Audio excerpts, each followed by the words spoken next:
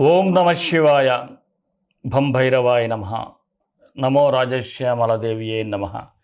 విధాత TV ప్రేక్షకులందరికీ ఆ కాళభైరవుని అనుగ్రహంతో సుఖ సంతోషాలతో జీవించాలని మనసారా ప్రార్థిస్తూ మీ విశ్వసాయి గురూజీ. ముందుగా ఎప్పట్లాగే ఒక్క మాట, మన ఈ శక్తిపీఠంలో, మన క్షేత్రంలో మే 16వ తేదీ వైశాఖ అమావాస్య, అదే రోజు శనీశ్వరుని జయంతి కూడా. శనీశ్వరుని జయంతి రోజు శని దోష పరిహార నివారణ కోసం చాలామంది మరి జీవితంలో బాగా వెనకబడిపోవటం, ఏ పని అనుకున్నా ముందుకు వెళ్ళకపోవటం, అలాగే పిల్లలు కూడా ఎక్కువగా బద్ధకానికి గురవటం, ఇలాంటి సమస్యలు చాలా ఉంటాయి.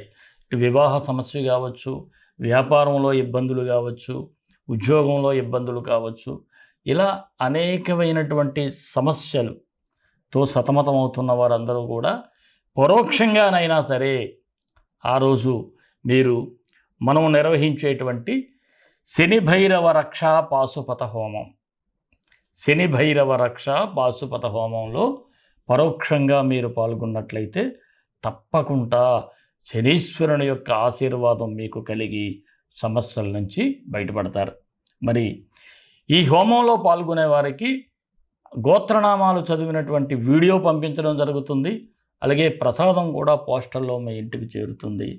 ఎవరైనా హోమంలో పాల్గొనాలి అనుకునేవారు పరోక్షంగా స్క్రీన్ మీద స్క్రోల్ అవుతున్నటువంటి నెంబర్కి మీరు వాట్సాప్ మెసేజ్ చేయండి, శని భైరవ రక్షా హోమం అని.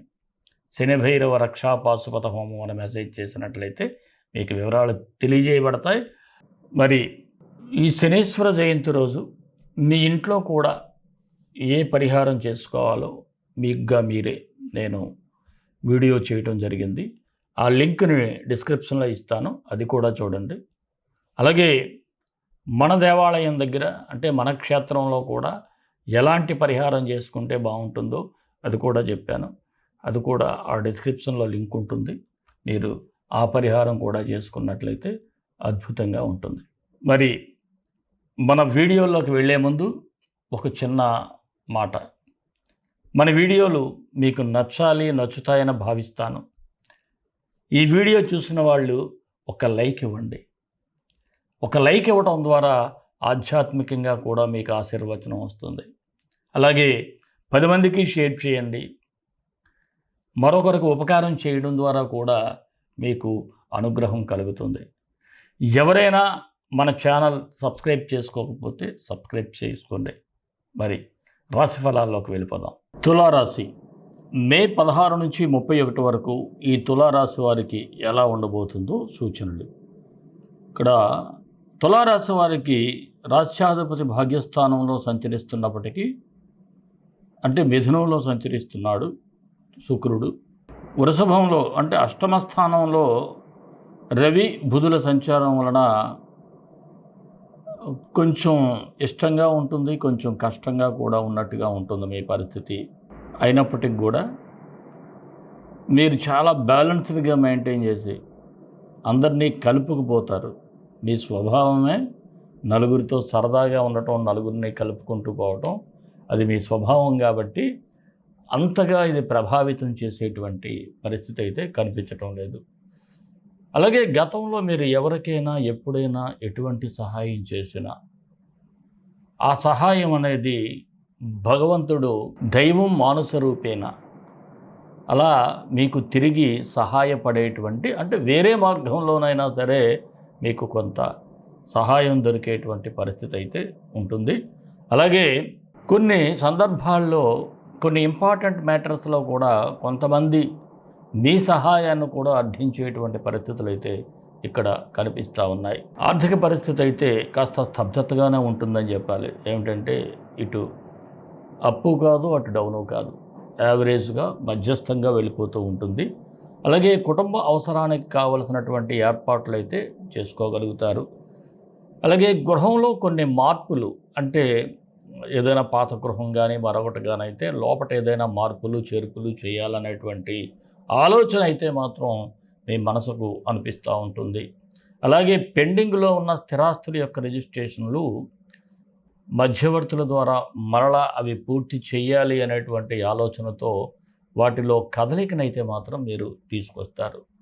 ఇక బ్యాంకు రుణాల కోసం ప్రయత్నాలు చేస్తారు. పాత బాకీలు, మీకు ఎవరైనా డబ్బు ఇవ్వాల్సి ఉంటే అవి వసూలు చేసుకునే ప్రయత్నాలు కూడా చేస్తారు. అలాగే కోర్టు సమస్యలు ఉన్నవారైతే ప్రస్తుతం వాయిదాలు తీసుకోండి. అంతే తప్ప ఈ జడ్జిమెంట్స్ అవి ఉంటే ఆర్గ్యుమెంట్లు కానీ లేకపోతే ఎవిడెన్స్ ప్రవేశపెట్టడం కానీ అలాంటి విషయాల్లో కాస్త వాయిదా అడగటం అయితే చాలా మంచిది. అలాగే ఎవరైనా బెట్టింగుల్లో ఎంత జరిగినా సరే, ఎంత జరుగుతున్నా సరే, బెట్టింగ్ యాప్లు కానీ పొరపాటున, అంటే అఫ్కోర్స్ ఇప్పుడు మన దగ్గర లేకపోవచ్చు, ఉండొచ్చు, నాకైతే అవి తెలియదు. ఆ బెట్టింగ్ యాప్ల్లో మీరు ఏమాత్రం ఇన్వెస్ట్ చేశారంటే, అదే బెట్టింగ్కి వెళ్తుంది, ఇన్వెస్ట్మెంట్ అనకండి, అలాంటి జూదం అనేది మీకు కలిసి రాదు. ఎవరూ కూడా వాటి జోలికైతే వెళ్ళొద్దు.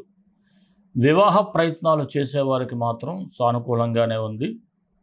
అలాగే ఎవరైతే విదేశాలు వెళ్ళాలి అనుకుంటారో వారు మాత్రం కాస్త వేచి ఉండాలి. వీసా పాస్పోర్ట్లకి కొంత సమయం అయితే పట్టే సూచన ఉంది.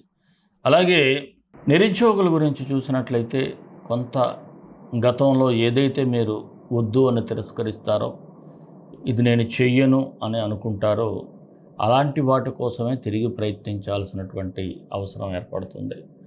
అందువలన ఏదైనా ఒక అవకాశం వస్తే వెంటనే రిజెక్ట్ చేయటం అనేది అంత మంచిది కాదు. అలాగే దేన్ని చులకనగా చూడటం కూడా అంత మంచిదైతే కాదు.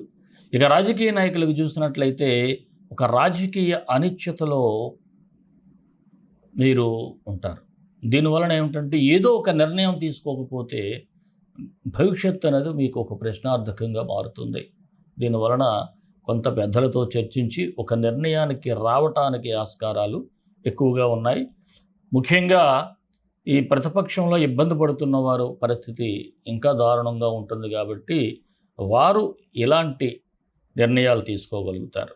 అలాగే ఉద్యోగస్తులకైతే మీ వృత్తిలో ఊహించినటువంటి మార్పులు అయితే చోటు చేసుకుంటాయి. కాకపోతే కాస్త అలర్ట్గా ఉండండి. దేనికోసం అంటే మీరు పై అధికారుల దగ్గర కాస్త మీకోసం చెడుగా చెప్పటం, లేదు మిమ్మల్ని సరిగ్గా పని చేయలేని వాడిగా చిత్రీకరించడం, ఇలాంటివన్నీ జరుగుతూ ఉంటాయి. అందువలన మీరు కొద్దిగా అనవసరమైనటువంటి వివాదాల్లోకి పోకుండా జాగ్రత్తగా ఉండాలి. అలాగే ప్రమోషన్ల విషయం కూడా కాస్త పెండింగ్లో పడేటువంటి సూచనలు అయితే ఉన్నాయి. వ్యాపారస్తులకు చూసినట్లయితే వ్యాపారాలన్నీ నిదానంగా సాగుతాయి. కాస్త అంటే ఎంత నిదానంగా ఉన్నా సరే నష్టాలైతే చవిచూసే పరిస్థితి అయితే కనిపించదు. ఇక నూతన పెట్టుబడులకు మాత్రం ఇది మంచి సమయం అయితే కాదు. అలాగే ఈ జాయింట్ బిజినెస్ చేసే వారికైతే కాస్త ఇబ్బందికర వాతావరణం ఉంది. మిస్కమ్యూనికేషన్స్ కూడా పార్ట్నర్స్ మధ్య వచ్చే సూచన అయితే ఉంది. అందువల్ల కాస్త మీరు ఒక అండర్స్టాండింగ్తో వెళ్తేనే మీరు కస్టమర్లను కూడా సాటిస్ఫై చేయగలుగుతారు. షేర్ మార్కెట్ పెట్టేవారికైతే చిన్నపాటి లాభాలు అయితే కనిపిస్తూ ఉన్నాయి. కళాకారులకు అంటే టీవీ, సినీ, ఇతర కళాకారులందరికీ కూడా అవకాశాలు పర్వాలేదు, కాస్త సానుకూలంగా ఉంటాయి. చిన్న చిన్న వ్యాపారస్తులకైతే శ్రమకు తగిన ఫలితం, దానికి లాభాలైతే చక్కగా మీరు సంపాదించుకోగలుగుతారు. విద్యార్థులకు విద్య అంటే వినోదం అన్నంత అపోహతో మీరు బ్రతికేస్తూ ఉంటారు. ఎవరైతే కాంపిటేటివ్ ఎగ్జామ్స్ రాస్తూ ఉంటారో వారు మరింత ఇబ్బందుల్లో పడేటువంటి పరిస్థితి. ఎందుకంటే ఇప్పుడు సపోజు చాలామందికి సమ్మర్ వెకేషన్ వచ్చిందనుకోండి, ఏదో ఒక కోర్సు నేర్చుకోవాలనే ప్రయత్నం చేస్తే పర్వాలేదు. ఈ వెకేషన్ ఎంజాయ్ చేద్దాము అనుకుంటే చాలా సమయాన్ని మీరు వృధా చేసినట్లు అవుతుంది. ఎందుకంటే ఇప్పుడు అనేక విధంగా అంటే మనకి మార్కెటింగ్లో ఏ విధంగా ఉంది, మనకి ఎటువంటి డెవలప్మెంట్ అనేది జరుగుతుంది, దానికి సంబంధించినటువంటి ఎడ్యుకేషన్ మనకి ఈ గూగుల్ సెంటర్స్ కావచ్చు, మరొకటి కావచ్చు, మరొక ఇండస్ట్రీ కావచ్చు, వాటిని మనం విజువలైజ్ చేసుకొని అందుకు తగ్గ స్కిల్స్ని సంపాదించుకోవడానికి ప్రయత్నాలు చేయాలి. అంతే తప్ప మనం విద్యార్థి దశలో ఉన్నాం కదా, హ్యాపీగా ఎంజాయ్ చేద్దాము అనుకుంటే ఆ తర్వాత మీరు చదివిన చదువు అక్కడ ఉన్నటువంటి ఏదైతే ఇండస్ట్రీస్ కానీ, ఇటువంటి డేటా సెంటర్స్ కానీ, లేదనుకుంటే పెద్ద పెద్ద ఈ సాఫ్ట్వేర్ ఇండస్ట్రీస్లో ఎందుకు అవకాశాలు లేకుండా పోతాయి. అందువలన సమయం వృధా చేయకండి. ఏదో కొంత టైంని కేటాయించుకున్నా తప్పలేదు, కానీ కాస్త మీరు ఎంజాయ్మెంట్ కంటే కాస్త స్కిల్ డెవలప్మెంట్కి మీరు ముందుకు వెళ్ళినట్లయితే మీ జీవితం అద్భుతంగా ఉంటుంది. అలాగే ఆరోగ్యపరంగా చూసినట్లయితే చాలా జాగ్రత్తగా శ్రద్ధ పెట్టాలి. ఎందుకంటే ఇక్కడ కళ్ళ మంటలు కానీ, అలసట కనిపిస్తూ ఉంది. ఉదర సంబంధిత అంటే పొట్టకు సంబంధించినటువంటి ఇబ్బందులు, గ్యాస్ ట్రబుల్ కావచ్చు, మరొకటి ఇలా ఏదైనా సరే ఇబ్బంది వచ్చేటువంటి పరిస్థితులు ఉన్నాయి. కాబట్టి కాస్త వేసవికాలం కాస్త మంచినీరు ఎక్కువగా తాగటం, డిహైడ్రేషన్ లేకుండా చూసుకోండి. ఇక ప్రేమికులకైతే బాగుంది. మీ మధ్య ఒక అండర్స్టాండింగ్ అనేది బాగానే ఉంటుంది. మరి ఈ రాశి వారికి అనుకూలమైన తేదీలు 21, 24, 28. కొద్దిగా నిదానంగా వ్యవహరించాల్సిన తేదీలు 17, 19, 26, 31. మరి తులారాశి వారికి మరిన్ని మంచి ఫలితాల కోసం విశ్వగురు సక్సెస్ మంత్రాలు పఠిద్దాం, విజయాలు సాధిద్దాం. తులారాశి వారికి మరిన్ని మంచి ఫలితాల కోసం విశ్వగురు సక్సెస్ మంత్రాలు పఠించండి, విజయాలు సాధించండి. మరి ఈ రాశివారు ఏ గ్రహాలకు మంత్రాలు చదువుకోవాలి? రవి, బుధుడు. సూర్య గాయత్రి. ఆదిత్యాయ విద్మహి సహస్ర కిరణాయ ధీమహి తన్నో ఆదిత్య ప్రచోదయాత్. బుధ గాయత్రి. ఓం గజధ్వజాయ విద్మహి సుఖహస్తాయ ధీమహి తన్నో బుధ ప్రచోదయాత్. ఈ 2 మంత్రాలు కూడా డిస్క్రిప్షన్లో ఇస్తాను. మీరు ఈ మంత్రాలు 2 కూడా ప్రతిరోజు ఉదయం 18 సార్లు, సాయంత్రం 18 సార్లు పఠించినట్లయితే మంచి ఫలితాలు ఉంటాయి. అలాగే తులారాశి వారికి ఇంకా బాగుండాలి అనుకుంటే రేపు శనీశ్వరుని యొక్క జయంతి.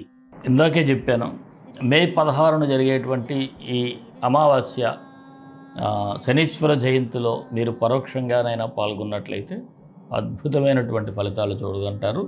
అంతా బాగుంటుంది.